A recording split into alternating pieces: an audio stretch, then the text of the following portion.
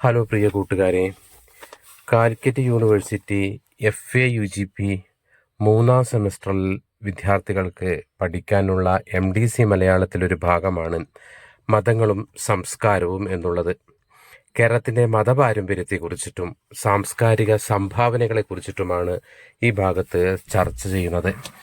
അതിലാദ്യം ഇസ്ലാം മതവും കേരളവും തമ്മിലുള്ള ബന്ധവും അല്ലെങ്കിൽ ഇസ്ലാം മതം കേരള സംസ്കാരവും എന്ന വിഷയത്തെക്കുറിച്ച് നമുക്കൊന്ന് ചർച്ച ചെയ്യാം.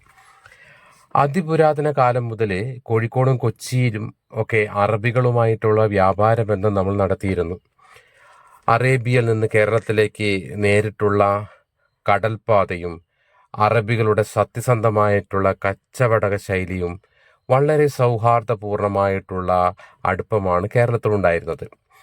അവരുടെ കുടുംബ ബന്ധങ്ങളിൽ പോലും വളർന്ന് മറ്റൊരു വിദേശ രാജ്യവുമായും അക്കാലത്ത് കുടുംബ ബന്ധം പുലർത്തിയിട്ടില്ലെന്ന് ശ്രദ്ധേയമാണ്. മുഹമ്മദ് നബി ഇസ്ലാമിക പ്രബോധനം ആരംഭിച്ചതോടെ ഇസ്ലാം സ്വീകരിച്ച അറബികളിലൂടെയാണ് ആദ്യകാലത്ത് ഇസ്ലാം കേരളത്തിലെത്തുന്നത്. മലബാറിലെ മുസ്ലിങ്ങളെ മാപ്പിളമാർ എന്നും തെക്കൻ കേരളത്തിലെ മുസ്ലിങ്ങളെ ജോനകർ എന്നുമാണ് മുമ്പ് വിളിച്ചിരുന്നത്. യവന രാജ്യത്തിൽ നിന്ന് വന്നവർ എന്ന അർത്ഥത്തിൽ യവനർ എന്ന വാക്കിൽ നിന്നാണ് ജോനകർ, ജോനൻ എന്നീ വാക്കുകൾ വന്നത്. മുസ്ലിങ്ങൾ അറേബ്യയിൽ നിന്നാണ് കേരളത്തിലെത്തിയതെങ്കിലും വിദേശികൾ എന്ന ഉദ്ദേശത്തിലാണ് ജോനകർ എന്നവരെ വിളിച്ചത്. ഇവിടെ വിവാഹം കഴിച്ച് എന്ന ഉദ്ദേശത്തോടെയാണ് മാപ്പിള എന്ന വിളിപ്പേര് മലബാറിലെ മുസ്ലിങ്ങൾക്കിടയിൽ ഉണ്ടായത്. തെക്കൻ കേരളത്തെക്കാൾ ഇസ്ലാമിന് ഏറെ സ്വാധീനമുള്ള മലബാറാണ്. അതിന് ചരിത്ര പ്രാധാന്യമായിട്ടുള്ള മറ്റു വസ്തുതകളുണ്ട് എന്ന് കൂടി മനസ്സിലാക്കണം. അതായത് ചേരമാൻ പെരുമാൾ ഇസ്ലാം സ്വീകരിച്ച് മക്കത്ത് പോയി ചരിത്രം ഏറെ പ്രസിദ്ധവും ഒരു വിവാദ വിഷയവുമാണല്ലോ. മുഹമ്മദ് നബിയുടെ കാലത്തെ ഇസ്ലാം കേരളത്തിൽ എത്തിയിട്ടുണ്ടെന്ന് ചിലർ അഭിപ്രായപ്പെടുന്നുണ്ടെങ്കിലും കേരളത്തിൽ ഇസ്ലാം വ്യാപകമാകുന്നത് മാലിക് ബിൻ ദിനാറുടെ വരവോടെയാണ്. മാലിക്കും സംഘവും ഇസ്ലാം മതം പ്രചരിപ്പിക്കുക എന്ന ഉദ്ദേശത്തിൽ തന്നെയാണ് കേരളത്തിലെത്തിയത്.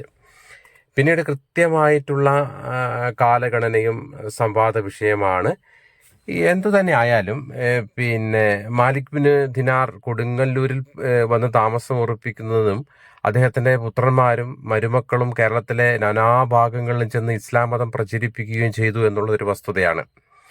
അദ്ദേഹം കൊടുങ്ങല്ലൂർ പണി കഴിപ്പിച്ച പള്ളിയാണ് കേരളത്തിലെ ആദ്യത്തെ മുസ്ലിം ദേവാലയം. ചെരമാൻ മസ്ജിദ് എന്ന പേരിൽ ഇത് അറിയപ്പെടുന്നുണ്ട്. കേരള ചരിത്രം പ്രതിപാദിക്കുന്ന ആദ്യ രചനയായ തുഫാത്തുൽ മുജാഹിദൂൻ എന്ന അറബി ഗ്രന്ഥത്തിൽ ഈ ചരിത്ര രചയിതാവിന്റെ ശൈഖ് സനുദ്ദീൻ മഖ്ദൂം രണ്ടാമൻ വളരെ വ്യക്തമായിട്ട് വിവരിക്കുന്നുണ്ട്. ഇവരെ ഈ അറബികൾ അല്ലെങ്കിൽ ഇസ്ലാം മതപ്രചാരണവുമായി വന്നവർ കച്ചവടക്കാരായും മതപ്രബോധകരായും കേരളത്തിലെത്തിയ മുസ്ലിങ്ങൾ സാമൂതിരിയുടെ ഭരണകാലത്ത് കേരളത്തിലെ നിർണായകമായ സമുദായമായി മാറി.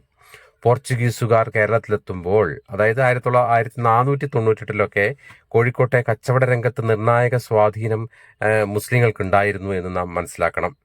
അവര് സാമൂതിരിയുടെ നാവിക തലവനായ കുഞ്ഞാലിമരക്കാർ ചെറുത്തു നിന്നതുകൊണ്ടാണ്, അല്ലെങ്കിൽ കുഞ്ഞാലിമരക്കാരന്മാർ ചെറുത്തു നിന്നുകൊണ്ടാണ് കേരളത്തില് പോർച്ചുഗീസുകാരെ ഒരു നൂറ്റാണ്ടോളം പ്രതിരോധിച്ചു നിൽക്കാനായത്. പിന്നീട് പോർച്ചുഗീസുകാരും സാമൂതിരിയും സഖ്യമുണ്ടാവുകയും കുഞ്ഞാലിമരക്കാരെ വധിക്കുകയും ചെയ്തു എന്നുള്ളതാണ് ഒരു ചരിത്ര വസ്തുത. അതോടെ തീരപ്രദേശങ്ങളിൽ നിന്ന് മുസ്ലിങ്ങൾ കേരളത്തിന്റെ കിഴക്കൻ ഭാഗങ്ങളിലേക്ക് പലായനം ചെയ്യപ്പെടുകയും കർഷകരും കുടിയാന്മാരും കച്ചവടക്കാരുമായി കേരളം മുഴുവൻ വ്യാപിക്കുകയും ചെയ്തു എന്നുള്ളതാണ്.